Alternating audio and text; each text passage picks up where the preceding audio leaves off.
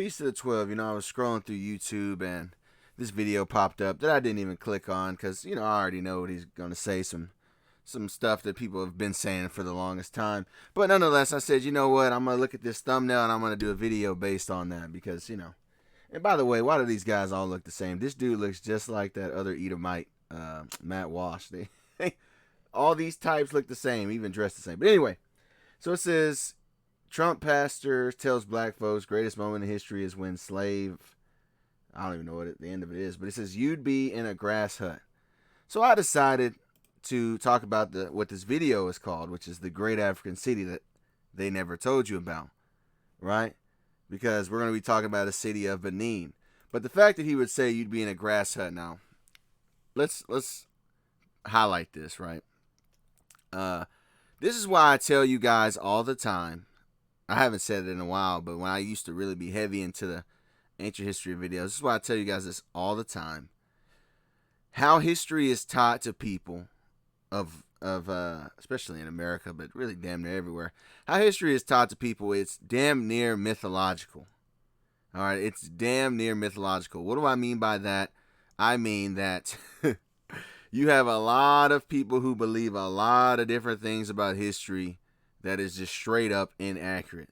But it has been mythologized to where it's like a religion almost, like a gospel. Like, no, my history book said this. My daddy told me this. My grandma told me this, type situation. And most people look at history through a mythological lens in that fashion. All right. I'm not even going to go into all that in this video, but yeah, and this guy's no different. Why did I say all that? Because that is this guy. He really thinks that so-called West Africans were just chilling in grass huts. And this is just straight up historically inaccurate, which is why I'm doing this video. So, this makes me think of the scripture, Jeremiah 16:19. O Lord, my strength and my fortress and my refuge in the day of affliction. The Gentiles shall come unto thee from the ends of the earth and shall say, surely our fathers have inherited lies, vanity, and things wherein there is no profit. Right? So this guy, he was taught this growing up. He was probably taught, whatever his name is. Look, Joel Webbin, probably said, look, Joey, these blacks, they should be happy that we took them out of Africa because they would have been living in hay huts. All right? That's what would have been happening, Bubba. All right, don't you forget that. So anytime you see one of these colors get uppity, just remember to bring that up. Probably what he was taught. And his dad probably taught his dad that, and so on and so forth. Right? I'll give you an example, right? Like, let's look at so-called American history. The way that slavery is taught in American history is that if you get into let's say you're in a Call of Duty lobby, right? You're in a video game Call of Duty lobby, as all of you guys know, it's extremely racist. And most of these Edomites will get on the game and they'll say, oh, well, we used to own you as a slave. They'll say we. Well, who is we? Chances are he didn't own us as slaves because rich people own slaves.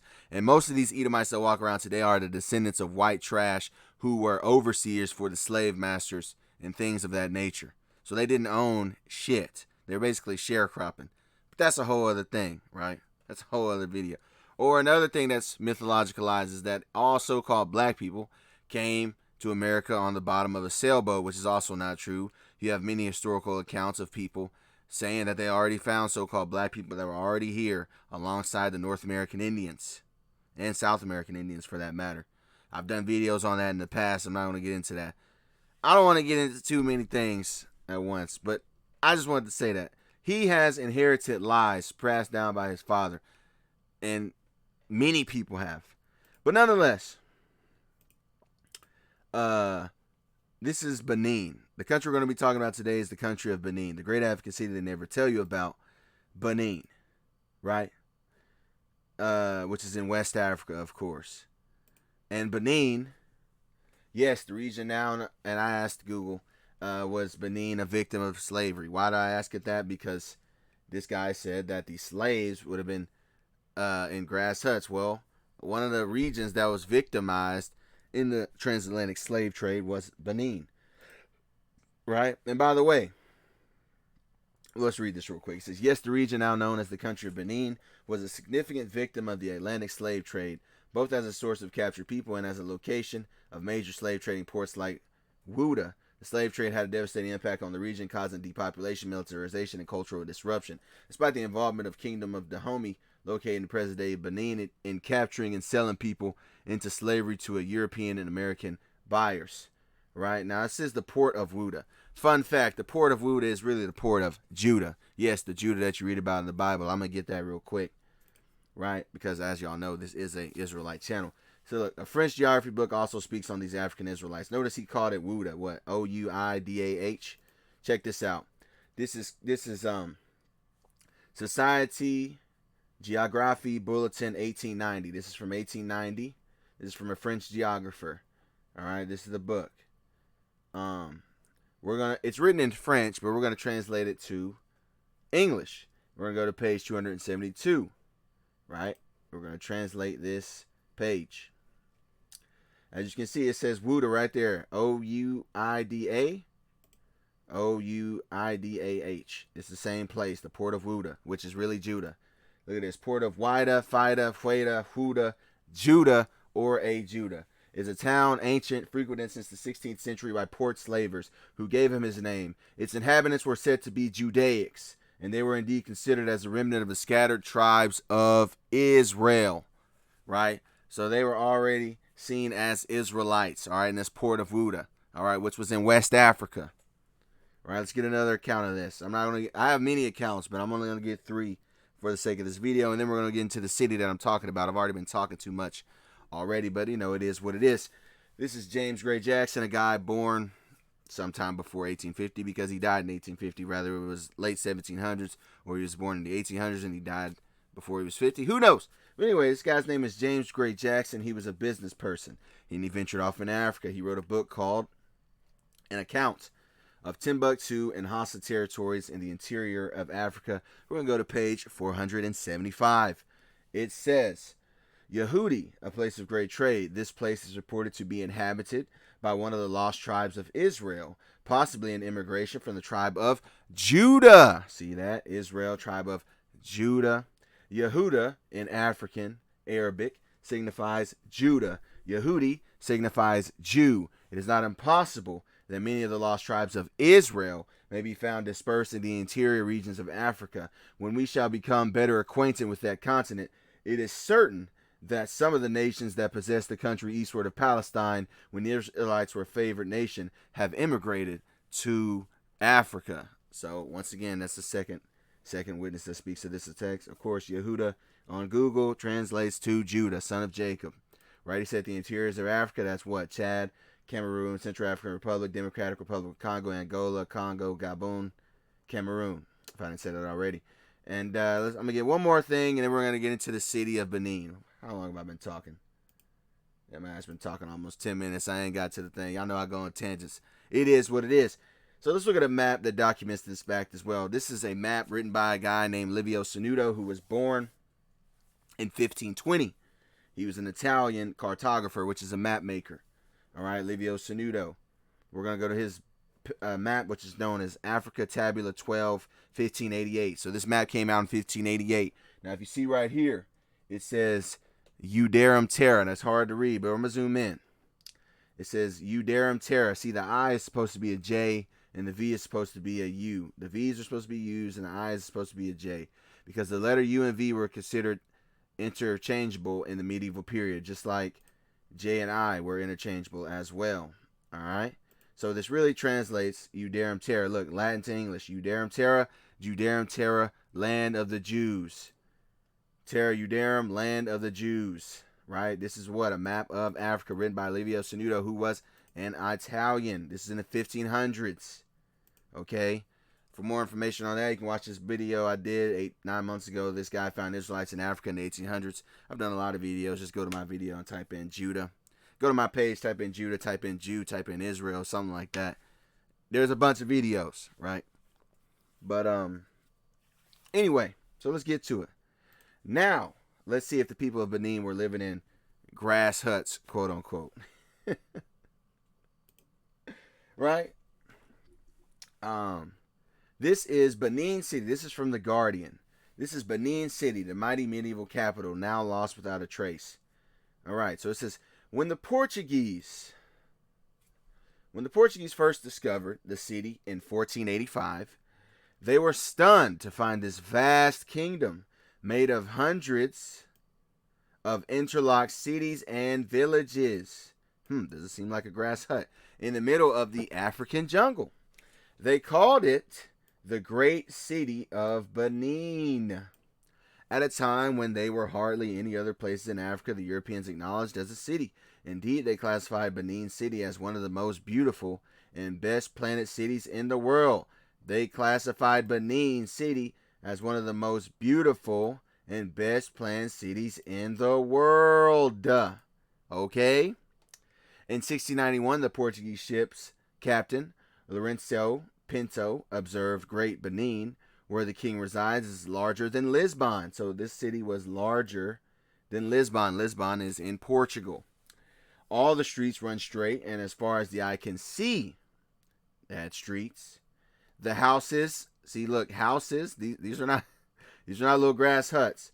The houses are large, especially that of the king, which is richly decorated and has fine columns. The city is wealthy and industrious. It is so well governed that theft is unknown. Wait, I thought we were always stealing, right? It is so well governed that theft is unknown, and the people live in such security that they have no doors to their houses, right? Because they're not afraid of getting robbed, so they just had open doors. Okay, so we learned that there was a city that was wealthy, industrious. Europeans acknowledged the city as one of the best planned cities in the world. Beautiful. It was called the Great City of Benin, and it had hundreds of interlocked cities and villages. Right?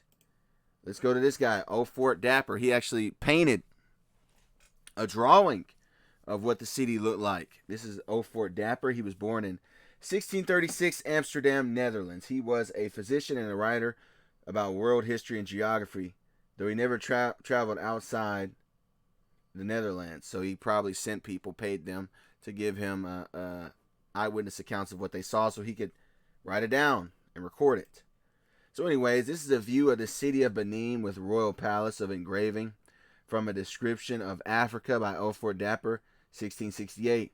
As you can see right here, this is a big ass city. This city goes all the way from here all the way over there. It's got walls, buildings, right? And we're going to read about that in a minute. So, this is what he had to say from the description of a 17th century Dutch engraving in O Fort Dapper's, whatever that is, I can't pronounce that, Amsterdam, 1668. So, it says, the King's Palace, it's talking about Benin, by the way. The King's Palace or court is a square and is as large as the town of Haarlem and entirely surrounded by a special wall like that which encircles the town. It is divided into many magnificent palaces, houses, and apartments. Wait, what? Palaces, houses, palaces, houses, apartments. Doesn't seem like grass huts. Of the courtiers, and comprised beautiful and long square galleries about as large as the Exchange at Amsterdam, but one larger than another, resting on wooden pillars from top to bottom, covered with cast copper. So it was covered in metal, cast copper, on which are engraved the pictures of their war exploits and battles, and are kept very clean. Most palaces and houses of the king are covered with palm leaves instead of the square pieces of wood, and every roof is decorated with a small turret ending in a point on which birds are standing, birds cast in copper with outspread wings, cleverly made after living models. Right, so they had metal birds on the top of their houses, right? You can see them right here in this picture, the little metal birds. Let's continue. They made this giant wall, like you kind of see it in this picture. They had this giant wall, which was, by the way, destroyed by the so-called white man in the 1800s. But check this out. This is it says, with its mathematical layout and earthworks longer than the Great Wall of China. Longer than what? The Great Wall of China. Benin City was one of the best planned cities in the world when London was a place of thievery and murder. So why is nothing left? I'll tell you why nothing's left. They destroyed it. And then what did they do? Like I told you earlier, they mythologized history. After they destroyed this city and many other cities of other people like the Aztecs in South America, so on and so forth. After they destroyed the cities, what did they do? They then lied. They said, look, little Timmy, look, Joey, these people, they come from grass huts. They never did anything in life, so they should be happy that you're over here oppressing the hell out of them. They should be happy about that. So you remember that, Joey. They mythologize their history. They don't tell them. They don't teach their kids about Benin City. They don't. Why the hell would they do that? I bet most of you people watching this right now probably never heard of it, right? So instead, what do? They mythologize their history, right? They give them the white man's burden concept. They give them all these things, right, to believe in. All right, which is no different. I mean, it's no more ridiculous than the Roman belief, which was what was it, Romulus and Remus, who used to suck on the titty milk of wolves, and they grew up in established Rome. It's just as ridiculous. But anyway, let's continue on. Let's continue on here. It says, this is the story of a lost medieval city. You've probably never heard about it. Benin City, originally known as Edo, was once the capital of pre-colonial African empire located in what is now southern Nigeria. The Benin Empire was one of the oldest and most highly developed states in West Africa, dating back to the 11th century. The Guinness Book of Records in 1974 edition described the walls of Benin City and its surrounding kingdom as the world's largest earthworks carried out prior to the mechanical era. According to the estimates by the new scientist Fred Pierce, Benin City's walls were at one point 4 times longer than the Great Wall of China and consumed 100 times more material than the Great Pyramid of Cheops. Situated on a plain, Benin City was enclosed by massive walls in the south and deep pitches in the north. Beyond the city walls, numerous further walls were erected that separated the surroundings of the capital into around 500 distinct villages. Pierce writes that these walls extended for some 16,000 kilometers in all. In a mosaic of more than 500 interconnected settlement boundaries, they covered 6,500 square kilometers and were all dug by the Edo people. They took an estimated 150 million hours of digging to construct and are perhaps the largest single archaeological phenomenon on the planet. Barely any trace of these walls exists today. This is a little picture of Benin City in 1897. This is what was left after it was destroyed by the so-called white man. Anyway, the Empire of Benin is cultural heritage. They made statues out of copper. All right, this is metal. They didn't make it out of twigs or grass, right? The ancient kingdom of Benin began around 900 AD, although some sources suggest earlier dates. From its base located in what is now Nigeria, it became a large empire, and by around the 15th century, some sources say that it stretched from Sierra Leone to as far as the Congo. Its people were known as the Edo, and they were ruled by an Oba, which means king.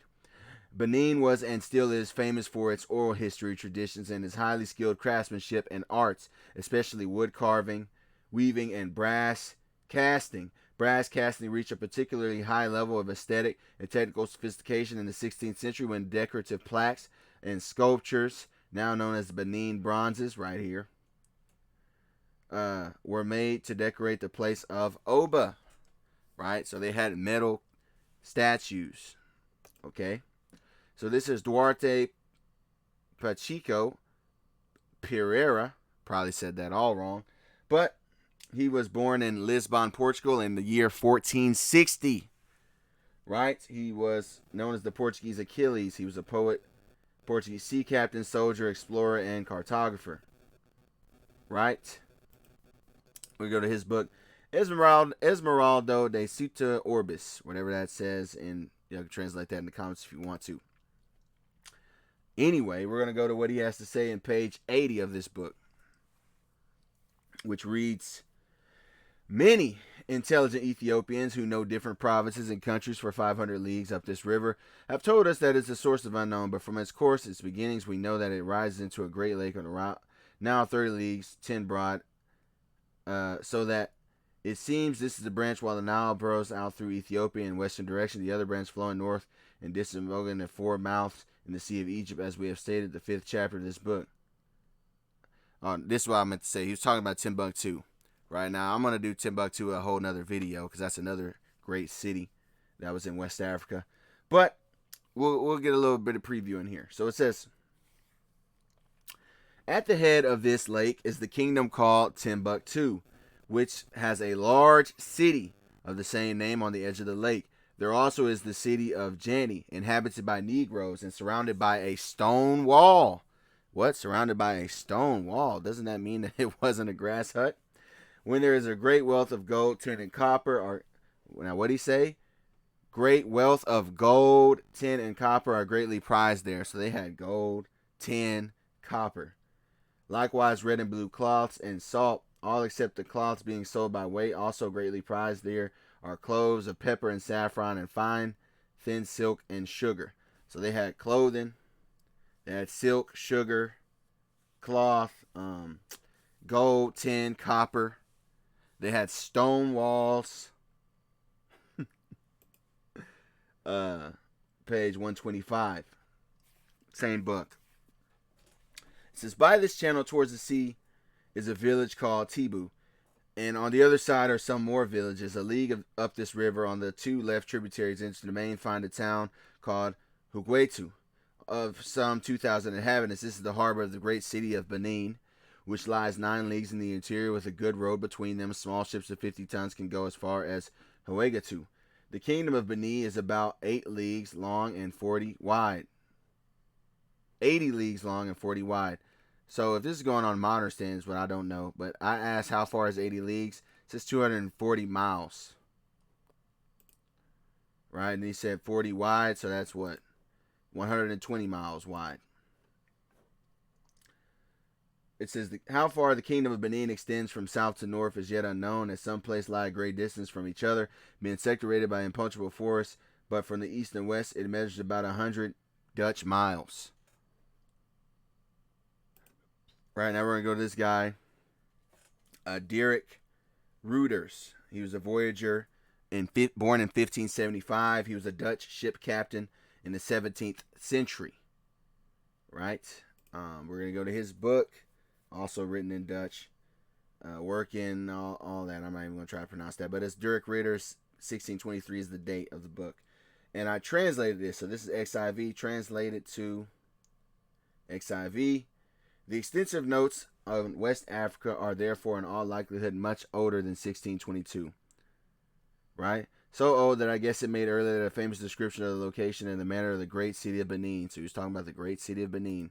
We're going to go to page 78 of the same book. I've translated it. It says, he's talking about the houses. The houses, 78 walls, are made of clay, and the tops are covered with foliage, both palm and other leaves. The kingdom of Benin is 18 miles wide and 40 miles long. The merchandise that must be brought here to trade in spices and pepper consists of copper and tin bracelets, burnt and Spanish wine, a selection of beads, cloth, red, yellow, and blue cherry.